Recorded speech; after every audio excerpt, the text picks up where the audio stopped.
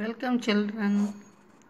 Okay, நாம் இன்னைக்கு பார்க்க போகிறது 4th ஸ்டாண்டர்ட் சயின்ஸில் யூனிட் 2 வாட்டர் அப்படிங்கிற லெசனை நாம் பார்க்க போகிறோம்.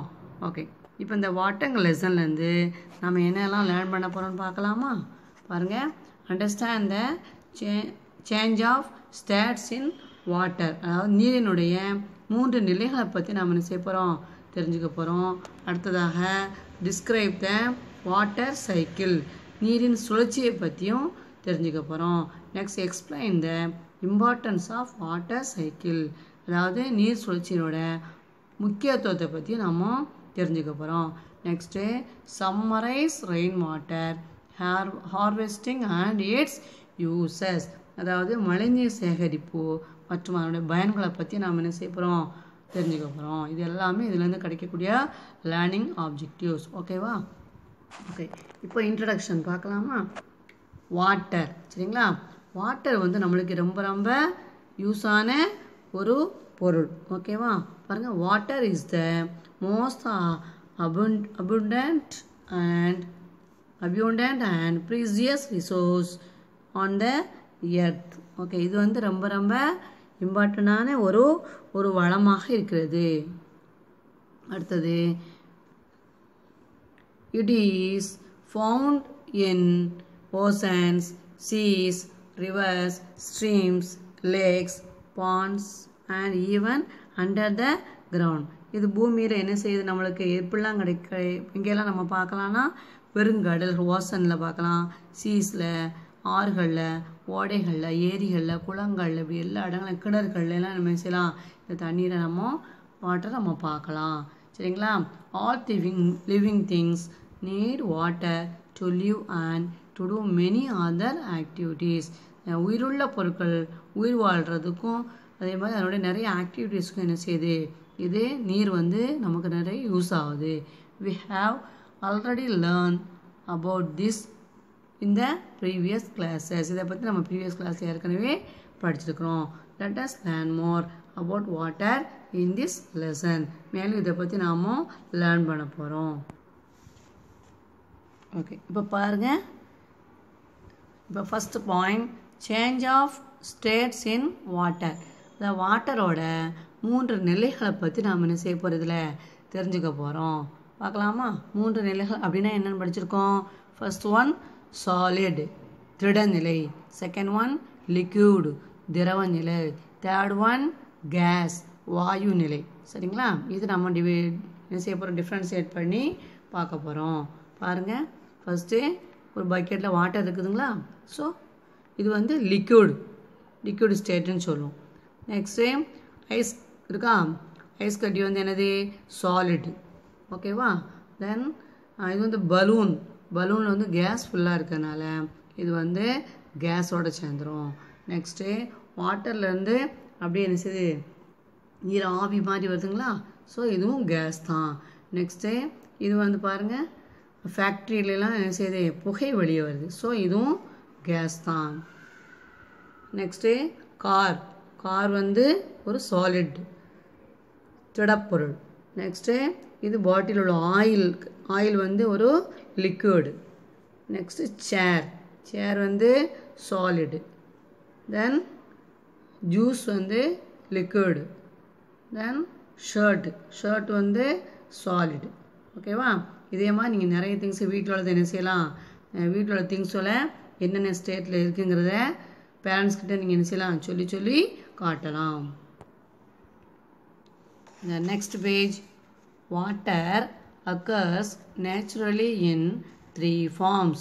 சரிங்களா? நேச்சுரலாகவே வாட்டர் வந்து 3 நிலைகளில் அமைஞ்சிருக்கு.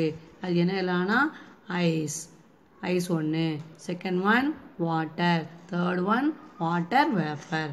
ஐஸ்கிறது பனிக்கட்டி, வாட்டர்னா நீர் மற்றும் வாட்டர் வேப்பர்னா நீராவி. இந்த 3 நிலைகள்லையுமே என்ன செய்யுது, வாட்டர் வந்து இது நேச்சுரலாகவே இருக்குது. ஓகேவா? சரி, these forms are also called states of water. இதுதான் இந்த வாட்டரோட நிலைகள் அப்படின்னு நம்ம சொல்கிறோம்.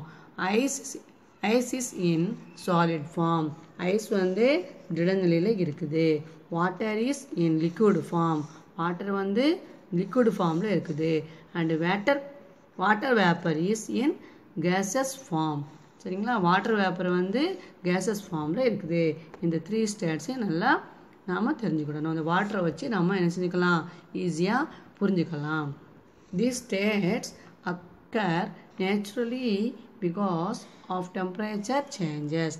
இந்த ஸ்டேட்ஸ் வந்து எதனால் வந்து மாறிக்கிட்டே இருக்குது, அதுக்கு காரணம் வந்து டெம்பரேச்சர் சேஞ்சஸ் தான். வெப்பநிலை வந்து என்ன செய்யுது, மாறுபட்டுக்கிட்டே இருக்குது. சரிங்களா, வெப்பம் கூடவும் வெப்பம் குறையும் என்ன செய்யும், இந்த நிலைகள் வந்து இந்த வாட்டரோட ஸ்டேட் வந்து என்ன செஞ்சுருக்கோம், சாலிட்லேருந்து லிக்விடுக்குமா, லிக்விட்லேருந்து வாட்டர் வேப்பருக்கு மாறும்.